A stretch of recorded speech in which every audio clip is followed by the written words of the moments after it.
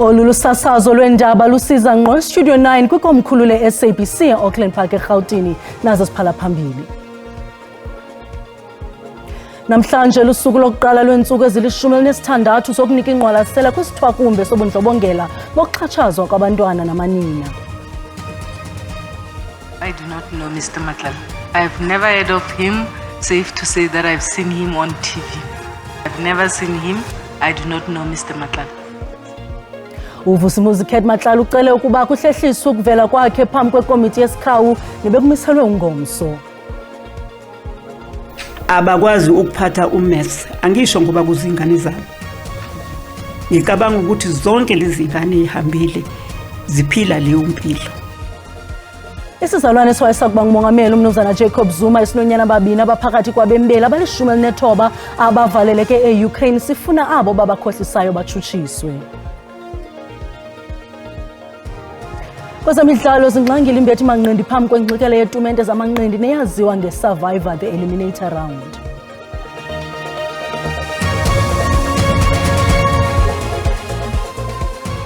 Malone Makhaya khongozela novimba esinilungiselele wona ngokuhlwanje. Namhlanje lusuku lokuqala lokunika ingqwalasela kubundlobongela bokuxhatshazwa kwabantwana namanina. Amagosa esebe lezokugcina ucwangco ezindleleni kunye neqela le-Men for Change benze umngcelelo noSingise Mamelodi ngelokuvakalisa izikhalazo ngoluxhaphazo ukanti nakwamanye amaphondo kweli loMzantsi Afrika enze ngamxhelo omnye. Usuku olukhulu nolungancumisiyo kweli loMzantsi Afrika nanjengoko namhlanje kuqwalaselwa usuku lobundlebongela obusekelwe ngokwesini amaphondo onke eli noluntu ngokubanzi bebesitsho ngazwilinye besithi phantsi ngoxhaphazo lwabantwana namanina. Iphondo leMpuma Koloni belibambe umsitho wokuqaphela olusuku nobeluzunyaswe ngabasemagunyeni kuquka namatshantliziyo alelwa kuxhaphazwa kwabantwana namanina. Ibingumsitho buphelekwa inkulumbuso yephondo uMnumzana Oscar Lubabalo Mabuyane eNgcobo. Sicela abantwana, sicela omalume, obhuti nosisi bakwazi ukuza ngaphambili bazireport. Ibhlungu xa ufika kuthiwa apha kubuliwe umuntu kodwa kunzima ubanjwa komuntu. Enye yezinto eyenza kube nzima kakhulu into yoba abantu ofumanisa into yoba bayinxalenye yezi zinto ngabantu balapha ekhaya. So iifamilies ziqumane, ziquma ihlazo kuhlukunyezwa abantwana. EGeorge eNtshona Koloni kwakho bekubanjwe inkonzo yesikhumbuzo yabo bebengamaxhoba ze babulawa ziziganeko zokuxhaphazo ngokwesini. Abahlali bebephume ngobuninzi ukuya kuzimasa lenkonzo. For 20 years we've been doing the gender-based violence, the campaign 16 Days of Activism campaign, and 20 years back we used a table to put candles down for victims of gender-based violence, but now we've just used candles for the provinces of South Africa. Kusenjalo iYunivesithi yaseNtshona Koloni nayo ibibambe yayo inkqubo yemfundiso ngolusuku nalapho ke kwanikwa ingqwalasela itshantliziyo uMandisa Monakali ngemisebenzi yakhe yokulwa esisithwakumbe ukususela ngeminyaka yo-1980. Today is very significant because we are honoring Mandisa Monakali for her contribution to establishing strong organization locally in communities to protect women and to support women. Nembombela kwiphondo laseMpumalanga ayikhange ishiyeke ngasemva nanjengoko iqela lamadoda kwiofisi yomtshutshisi woluntu bebephume ngobuninzi bekhanyisa amakhandlela kumngcelele othe cwaka nosingise kwinkundla ephakamileyo yaseMbombela ukuqwalasela olusuku. We do have backlogs, but our statistics supports the view which says that in terms of the enrollment of gender-based violence matters, we always try to enroll them as quickly as possible. Uluntu ngokubanzi liyabongozwa ukuba luzichaze imeko zobundlobongela obusekelwe kwisini kwaye bayithembe ingalo yomthetho ukuba iza nobulungisa hayi ukuzithathela umthetho ezandleni. Kwiindaba ze-SABC Ndingulisa Dumezweni. Usapho lwaseMpuma Koloni lusajongene nenhlungu enkulu emva kokubulawa kukaNamhla Mthwa kwiminyaka emithathu edlulileyo. Luthi ubungqina buziswe phambi kwekomishoni kaMadlanga bubashiye bengaqinisekanga nokuba ityala lakhe liyakuze lisonjululwe. Ikomishoni ixelelwe ukuba idokethi kaNamhla ngoku ikuluhlu lweedokethi ezingaphezulu kwe-120 zamatyala angekasonjululwa. Libizwe matyeli mabini General Sibiya. Kulo matyeli mabini ebiza idokethi echitha uphando.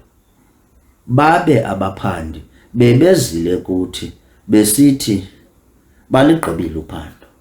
Masilindele ukubanjwa komuntu. Isikhalo sosapho silandela ubungqina obuthethaca kumkomishoni wamapolisa KwaZulu-Natal uJenanhlahla Mkhwanazi ukuba kukho nkqubela phambili kweli tyala. The family was informed that, look, they took this docket and sent them to Pretoria. We can't tell you anything about the case. And the family was disturbed and they made noise about it. And that led into the Pretoria General Sibiya's office visiting that family to tell them that, no, we're going to investigate your case, don't worry. Ngelixa enika ubungqina uMajor General Mary Motsipe kule komishoni uveze ukuba urhanelwa kweli tyala wafaka isicelo sokuthintela amapolisa ukuba enze uphando. Before they were taken to our office, General Khumalo explained to the sister that they identified the motive and they were supposed to go through with the takedown of the target. And then the target applied for an interdict against the investigation. Usapho luthi belungazi ukuba kukho abaphandi kweli tyala ababulawayo kodwa beve kwikomishoni kaMadlanga. Those 3 investigators who were conversant with this matter of Namhla, only to find that when they were busy with investigations, they were killed. So these 2 colonels, they went to those stations to collect the murders of those deceased investigating officer to investigate together with this one of Namhla. Inkululeko Nyembezi weendaba ze-SABC eMthatha.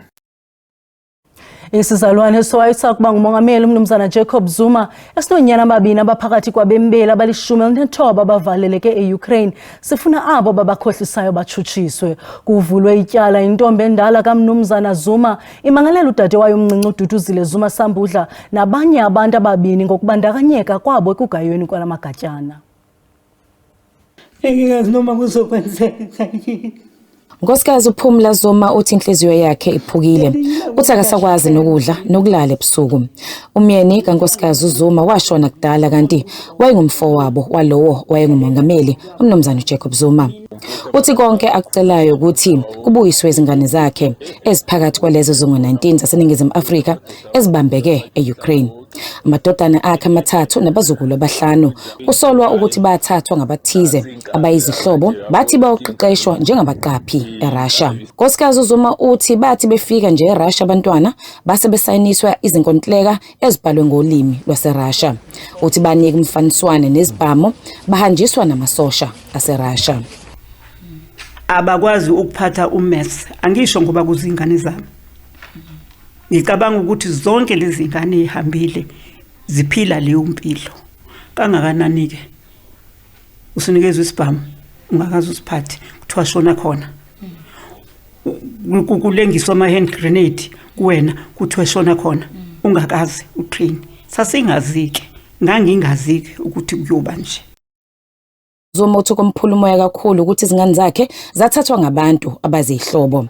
Uthi ke uke wakhuluma nalowo wayengumongameli uMnumzana Jacob Zuma ukuthi angenelele. Waya eRussia kubaba. Mayifika eRussia wazama indlela zokuthi wayethembise ukuthi uzobuya nabo. Ngoba yonke le ndaba akayazi. Uthi ke waba akakwazanga ukumbona upresident waseRussia. Wabhala incwadi washiya nemali yokuthi abantwana masekulungisa into zabo bathenga amathikithi babuye. Wacela nokuthi bakhishwe kule danger zone abakuyona. Kwindaba ze-SABC ngingwahenda Mhlongo eNkandla. Inhloko yezezimali kwinkonzo yamapolisa uNjengele Patricia Puleng Timpane udize ukungazani noMatlala. Amagqwetha kaMatlala atshotsha entlangelithi akabanga naxesha laneleyo lokulungisa i-affidavit yakhe. uMatlala ke ngoku udinga ixesha longezelelweyo. Bakwaleke ngelithi uqhagamshelana naye kube namagingxigingxi amandla ngenxa yemingeni yenetwork kwintolongo iRhosi Mampuru ePitoli.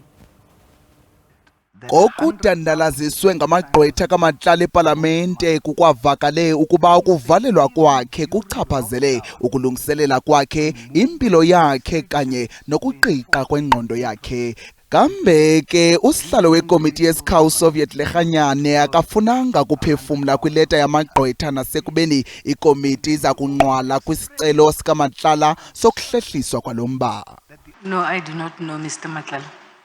You've never heard of him? I've never heard of him. Safe to say that I've seen him on TV or on newspapers. I've never seen him. I do not know Mr. Matlala. Mr. Matlala, as a service provider, there are no prior contracts with SAPS. I'm not aware. Lo gama ivele phambi kwekomiti yeSikhawu yePalamente kwintilongo iRhosi Mampuru ePitoli inhloko yezezimali kwinkonzo yamapolisa uNjengele Patricia Puleng Timpane uxelelele komiti ngokungazi kwakhe lo somashishini uVusi Khet Matlala ekwaxelinisa ukusilela kwabenkonzo zesipolisa iSAPS ekuthabatheni uxanduva. We would request to be given support while we support the National Commissioner to deal with these issues and to ensure that this unwanted expenditure becomes a zero tolerance for the organization, and this culture of just not accounting becomes a thing of the past. Ukanti ke uTimpane umemelele ukubekwa kweenkqubo zeSAPS esweni lokhozi yaye kuthatyathwe amanyathelo angqingqwa ukuze kuvuselelwe isidima sonyanzeliso mthetho kwisizwe. Ndimlo Lilitha Ntsundwani kwiindaba ze-SABC. Kanti singena ngoku ikomiti yeSikhawu isikhabile isicelo sikaMatlala sokungaveli phambi kwale komiti ngomso. uMatlala uza kuvela phambi kwale komiti yeSikhawu ngomso ngentsimbi ye-11.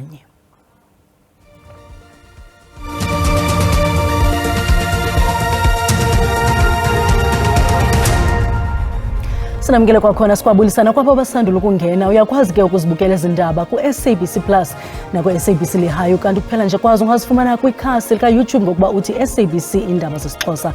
Masiphinde silume kwinqaku etshotsha intlangalentlo. Namhlanje lusuku lokuqala lokunika ingqwalasela kubundlobongela bokuxhatshazwa kwabantwana namanina. Amagosa esebe lezokugcina ucwangco ezindleleni kunye neqela le-Men for Change benze umngcelele noSingise Mamelodi ngelokuvakalisa izikhalazo koluxhaphazo kanti nakwamanye amaphondo kweli loMzantsi Afrika enze ngamxhelomnye.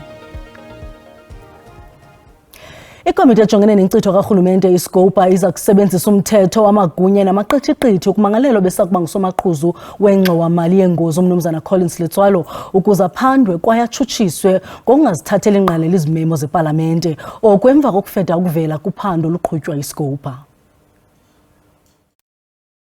Vele nangetshengele owayesakuba ngusomaqhuzu wengxowa-mali yengozi zendlela uCollins Letswalo ePalamente. Nto leyo eshiya amanye amalungu ePalamente evutha ngumsindo kuba unyevulele umsila wengwe. We're setting a very dangerous precedent if we don't take him into the full might of the criminal justice system, because as Parliament we do have an oversight responsibility, and it'll be a very dangerous precedent if people just ignore summons. Afuna uLetswalo aphendule imibuzo emalunga nolawulo lugwenxa kule ngxowa-mali ngexesha lakhe. What message does this non-appearance send to Parliament, the public and the claimants whose lives have been affected? Whatever the outcome is of this back and forth that is happening with Mr. Letswalo, that we do not at the end appear as Parliament to be a toothless dog. Ikomiti ithi ifuna ukukhusela isidima seliziko. At some point we must think about the precedents we are setting. Because what we allow, everybody else is entitled to it. And Parliament will be paralyzed for good. So it's important that we apply the power that we have appropriately without being overzealous with it. Iphinde yathetha namagqwetha kaLetswalo emva kokuba engafikanga. Dingilulama Matya wendaba ze-SABC eParlamente eKapa. Iinkokheli zemveli eMpuma Koloni zibambe umngcelelo obubhekise kwi-ofisi yenkulu baphathiswe Bhisho ngenjongo yokunikezela ngoxwebhu lwezinyanzeliso kumagosa karhulumente wephondo. Phakathi kwezinyanzeliso eziphakanyisiweyo zinkonzo neenzuzo zonyango lwempilo, ukunyuswa kwemivuzo kuquka imali yomhlala-phantsi.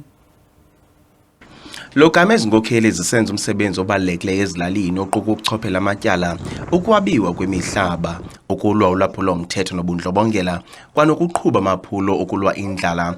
Ezinkokheli zithi imisebenzi yazo ayinanzwanga ngurhulumente. Bathi ngenxa yoku amathemba abo urhulumente wephondo ayafadala. Xa kusabiwa izithebe kweli phondo, isithebe senkosi sesokugqibela. Xa kuvotwa, iinumbers zokuqala eziphambili zezethu. Sithelo xesha liphelile ke ngoku lokubana thina sibe ngabantu bokuvota, kodwa xa kusabiwa izitya kuqalwa ngabokugqibela, kugqityelwa ngabokuqala. Phelile lo xesha ngoku urhulumente makanyuse izinto zethu azibeke endaweni, asilwanga naye. Bakwathi ukunqongophala kwezixhobo zokusebenza zikarhulumente kuwenza nzima umsebenzi wabo. Look now silapha sijongwe luxanduva loba masibheke ebakhwetheni. Ngoku kuya kwethu ebakhwetheni asinanto ezinkosi ziyifumanayo ngaloo nto. Ziyazinyanzelisa ngemoto zazo, zemizi yazo nepetrol zazo. Kujike kubekho imbuyekezo ezingayifumaniyo. Urhulumente wephondo uthi lokama ezizikhalazo zinanzwa ngurhulumente kazwelonke owephondo usungula indlela zokuncedisana kwakunye nezinkokheli. Isikhalo siyavakala, isikhalo simhlungu befama kakade inkosi zinazo ezi benefits. Kodwa ke benefits zonke eburhulumenteni uye ube nenxaxheba oyenzayo, ayikho into ekuthiwa ngo-100%. Uba ngaba uyamkela funeka ube negalelo elithile from your salary eza apha kule ndawo so that uzokwazi uba ne-pension, uzokwazi noba nenayo ne-medical aid. Ndingusidima Mfeku kwiindaba ze-SABC ndiseBhisho. Usekela Mongameli Paul Mashatile uthi ukhuseleko lwamanzi lungundoqo kwaye luphambili kumxholo karhulumente. Umnumzana Mashatile bephendula imibuzo yamalungu eParlamente kwibhunga lesizwe lamaphondo. Amalungu eParlamente avakalise inkxalabo ngokuguga kweziseko zophuhliso, imingeni yokuguquguquka kwemozulu nokungabikho kwezakhono koomasipala. Omnye wemibuzo ephoswe kumnumzana Mashatile uphathelene namatanki amanzi koomasipala apho usekela Mongameli athe abenxili yesizwe sekumzuzu belumkisa umasipala ngokuqeshwa kwamatanki amanzi apho amagosa kamasipala epheka amagumgedlo kwenzelelele ukuze azalise ezawo izisu. Zikhona nengxelo zokuba ngamanye amaxa zonakaliswa ngamabomu iziseko zophuhliso zamanzi. Umnumzana Mashatile uhlaba ikhwelo kuluntu ukuba lukhusela iziseko zophuhliso lukile kwabasemagunyeni intshukumo ezirhoxisayo. Government remains committed to improve the provision of reliable water supply, especially in townships and rural areas. Urhulumente uzimisele ukuqubisana nolwaphulo-mthetho kwathethwa nangemili yamaqela emigewu. Government is investing in an integrated, intelligence-driven approach. This strategy will ensure that gangs and criminal networks are investigated, neutralized, and dismantled. Imibuzo ngolwaphulo-mthetho ivela ngelixa ikomishoni kaJaji Madlanga nekomiti yesikawu yeParlamente iphanda ubutshijolo nobumenemene ngaphakathi kwingalo yomthetho.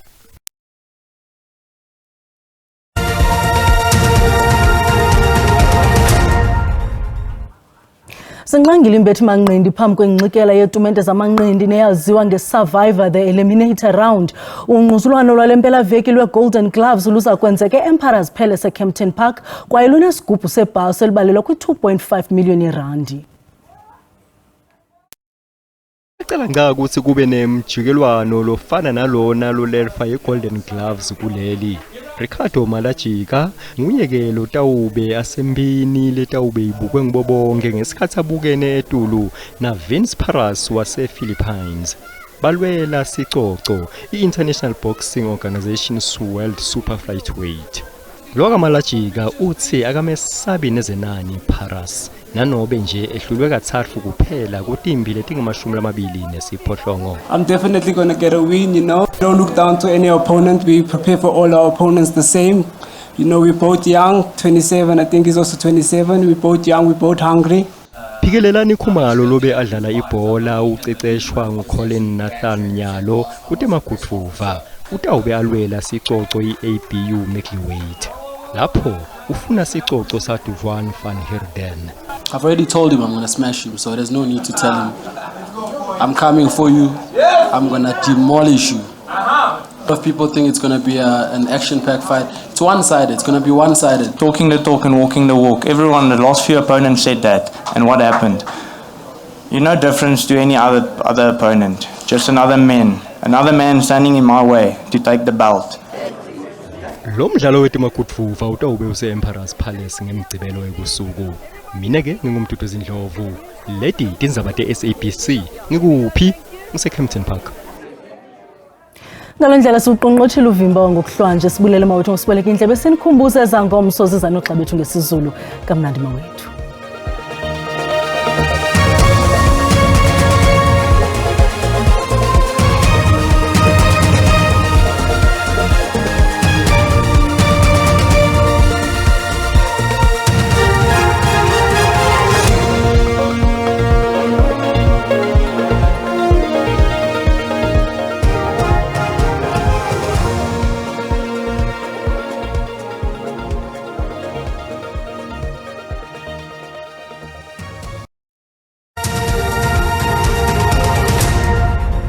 Mawahlangana amafuli iphumilanga basembo vumani ndinonkanyezi nirhabulise qikelelo lwemozulu yangokuhlanje xa sijonga imvula nomoya ngokuhlwa kuyaphalwe kamukela into kubana silindele amathuba amahle kakhulu emvula phakwantonga ziyaduma ka60% kwindawo eziphako Polokwane kananjalo kwaMahikeng kanti ke mbukele zamvula zichwechwele zibanazilika lokupha kwintaba ezixananazileko ukuphumelela iqhubeke ke mbukeli itsirholele ngamafu phako Upington naphako Kapa lodumo ngomso mbukeli kuyaphalwe into kubana ngenjixo ukuxa ziyaqhubeka ezamvula zixananazile phako Pitoli ko Bloemfontein naphako Mazweni naphaka lokumbukeli kwindawo ezikompuma koloni zikhatshwa ke ezizibhaxu zenkungu ezathi sisilindele ke mbukeli into ethi kusasa uba uyaqhuba qiniseka into kubana uqhuba ngononophelo qhubeke ke mbukeli lithe rhwalele ngamafu pha kwindawo ezikomntla koloni uSouth African Weather Service kube isilumiso ngokuhlwa uba kaloku mbukeli singathi silindele indudumo ezingamandla pha kwindawo ezikopitoli mbukeli kopulukwane koMahikeng napha kwindawo ezikumantla koMazweni kananjalo ke mbukeli ngomso kuyaphawuleka into kubana noko sawuthi silindele umlilo wamadlelo kwindawo eziphako mntla koloni kananjalo phako Mangalisweni into ethi ke uba kuyaqhuma qiniseka into kubana uqhagamshelana namagosa kaxakeka ngoku sawujonga amaqondo okutshisa aphansi ngokuhlwa